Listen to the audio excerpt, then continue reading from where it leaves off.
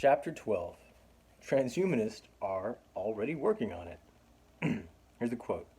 By 2040, you will be able to upload your brain. Ray Kurzweil. So, we can say with some confidence now that the idea of technological resurrection is going to be around forever. It's like that relative we invited to stay with us while they got back on their feet. Eventually, we figured out that they were never leaving, right? Well, neither is the idea of technological resurrection. It's set up an air mattress in the basement next to a mini fridge, and it's never going away. And as technology advances, this idea is only going to gain more steam.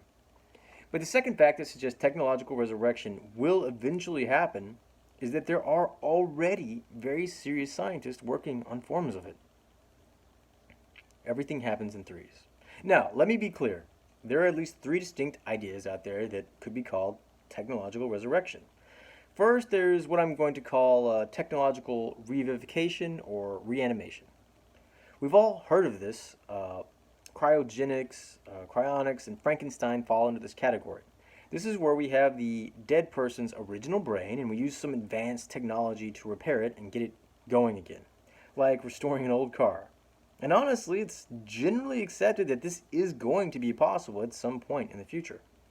So it's no wonder why there are already dozens of books and institutions devoted to cryonics, like the Alcor Life Extension Foundation, and I recommend checking out some of Jose Cordero's talks on the subject if you're interested in it. He is a PhD who is very passionate about cryonics and the Brain Preservation Foundation. The drawback to this idea, however, is that we don't understand consciousness enough to know whether we will be reviving the same consciousness or just kind of creating a new one inside the old brain. And also, we can't use this technique to resurrect people whose brains decayed away or were destroyed when they die. So, even once our technology is able to do this, there will still be a desire for a better, more Fedorovian type of resurrection. So next is technological recreation. Now, this is what was happening in the book The Light of Other Days, as I mentioned in chapter 11. This is where we get enough information to not just clone someone physically, but also recreate their memories and personality in the new clone. And if you want an idea of what this would look like, go watch the movie The Sixth Day, starring Arnold Schwarzenegger. It does a pretty good job of exploring the idea, if a less stellar job of actually being entertaining. Or check out the movie Multiplicity, starring Michael Keaton, a more entertaining if less serious take on the idea. The drawbacks of recreation, however, are obvious. The original person is still dead. I mean, if I choked on a Cheeto tomorrow, it wouldn't do me any good if you recreated a perfect clone of me. And worse, what if the original person wasn't dead and we start creating multiple versions of the same person, just like in those two movies I just mentioned? All kinds of problems there. And Fyodorov even warned against doing things like this in his writings. And the third is, there is temporal resurrection. This is the form that most closely matches Fyodorov's original vision. It's also the form that will theoretically involve quantum shenanigans and super AI to pull off, so it still has little support. But it's what I have chosen to focus on in this book, because it's the only form that is truly resurrection, in my opinion, although some would argue this. And it has a lot of implications for society now, whereas the others don't. The most important of which is that if we do die tomorrow, we might actually experience it ourselves. Now, having clarified all that, it's important to know that certain scientists already routinely talk about things like technological recreation and merging with AI to become godlike beings. They just don't do it all that often in mainstream publications because of the backlash this would bring from religious groups. And these are the guys moving society as a whole towards ideas like technological resurrection. These scientists also usually call themselves transhumanists. So just what is transhumanism and how is it linked to technological resurrection? Transhumanism 101. Well, do you remember all that secular cosmism stuff from chapter 3? I know, it seems like that was a lifetime ago, but it's relevant again. You see, one thing I didn't point out about cosmism is that, in my opinion, it was originally a humanist idea. I mean, the whole point of the philosophy was that we should use science to perfect our human form and turn the whole universe into a human friendly place by colonizing and terraforming space. But each generation wants to run faster, jump higher, and lift more than the previous one. So it isn't surprising that after secular cosmism, scientists started thinking about doing more. And sometime in the 1920s, they started to wonder if they could become something better than a human altogether. And that's where AI and genetics come in. As soon as these sciences emerged in the 40s and 50s, these scientists reasoned that one day we would be able to use them to achieve this goal by altering our genetics and merging with artificial intelligence. Not becoming superhuman, but a whole different thing. Post-human, transhuman, whatever you want to call it. They thought of it as the next step in evolution. And poof, transhumanism was born. Now, because of the shared foundation to secular cosmism, transhumanists also often identify as cosmists. They see transhumanism as an extension of the original cosmist thinking. And modern transhumanists are, in fact, the ones who have helped repopularize cosmism. For instance, Dr. Ben Grotz, a leading AI scientist and transhumanist, actually wrote a book entitled A Cosmist Manifesto. Check it out if you get the time.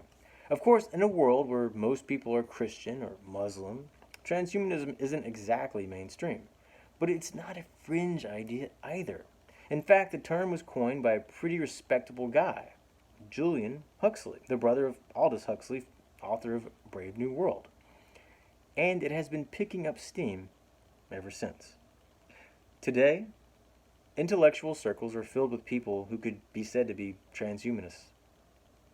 And because of its roots in cosmism, a philosophy that began with the idea of technological resurrection, it's no coincidence that many of the technologies they are working towards are the very ones that would make technological resurrection possible. So, these days, if someone is talking about uploading their mind into a computer, using science to live forever, or cloning their dead parents, odds are they consider themselves a transhumanist.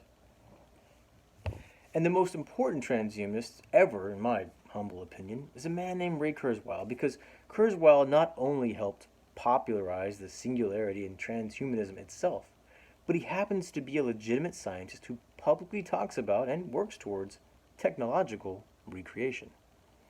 Everybody loves Ray. So, who is Ray Kurzweil? Well, he's the rock star of the modern transhumanist movement. To many, in fact, he's the face of it. He goes around and gives amazing talks, which can be found on YouTube for free, where he casually discusses how in the next 20 years we will all be super intelligent, immortal cyborgs living in a post-singularity, semi-virtual mixed reality. Try saying that 10 times fast. And people take him very seriously. But why, you ask? What's so special about this Ray guy anyways? Well, he is a genius inventor and scientist who has been building computers for longer than most of us have been alive. He's met 3 presidents, receiving honors from all of them. He's in the Inventors Hall of Fame. He's an author, musician, and movie producer. He has a list of awards and accomplishments as long as this book, practically. He routinely rubs shoulders with everyone from Elon Musk to the top AI researchers in the world. And oh yeah, he is now the Director of Engineering at Google. So yes, when he talks, people listen. But of all of his accomplishments, popularizing the singularity and predicting its time frame are his most important ones, in my opinion. Kurzweil and that singularity thing again. Although the term the singularity was actually coined by John von Neumann, a computer scientist in the 50s, and then expounded upon by the science fiction author Werner Vinge in a 1993 essay, The Coming Technological Singularity, people weren't really thinking about it until Kurzweil came along, including me. Everyone thought the singularity was still so far away that it didn't matter. They talked about it the way people talk about the heat and death of the universe, an intellectual exercise and nothing more. But then Kurzweil came along, like Paul Revere on his midnight ride, but sounding the arrival of the singularity instead of the British. The singularity is coming, the singularity is coming.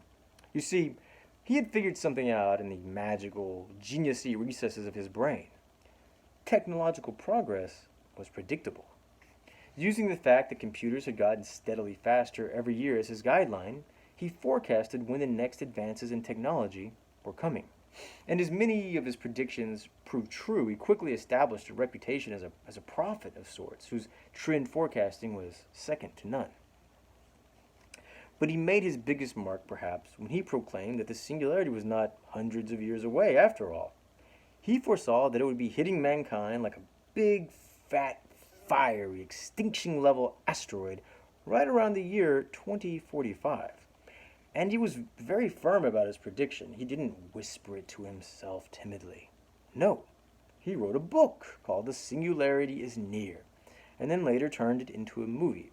I suggest you give them both a look. But while Kurzweil was incredibly important to transhumanism, the advancement of the concept of the singularity, and mankind in general, he also predicted that soon he would be able to use advanced technology to recreate his dead father. So, he's also given the whole idea of technological resurrection a big boost. Kurzweil, transhumanist, and technological recreation.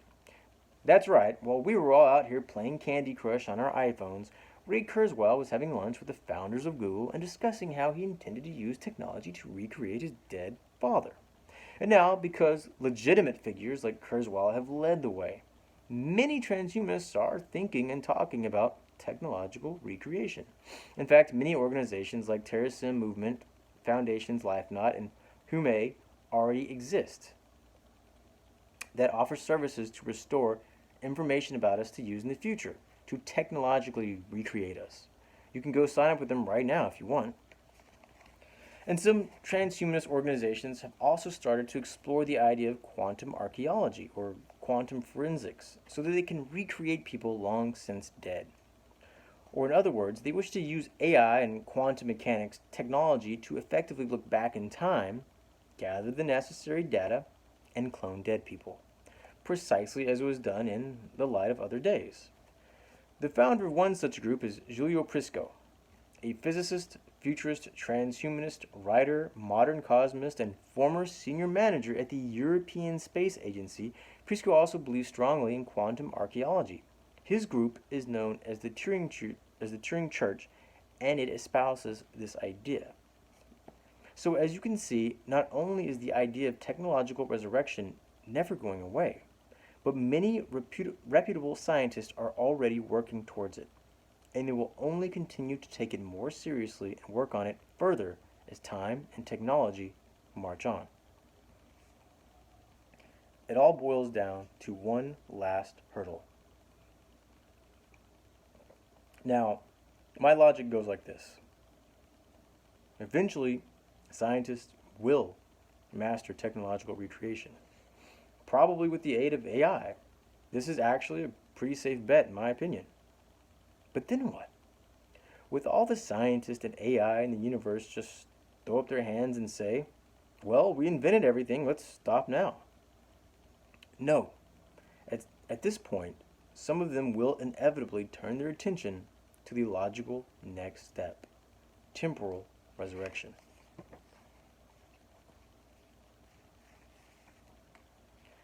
And I'll finish this chapter in part 2, and it's just a little bit more.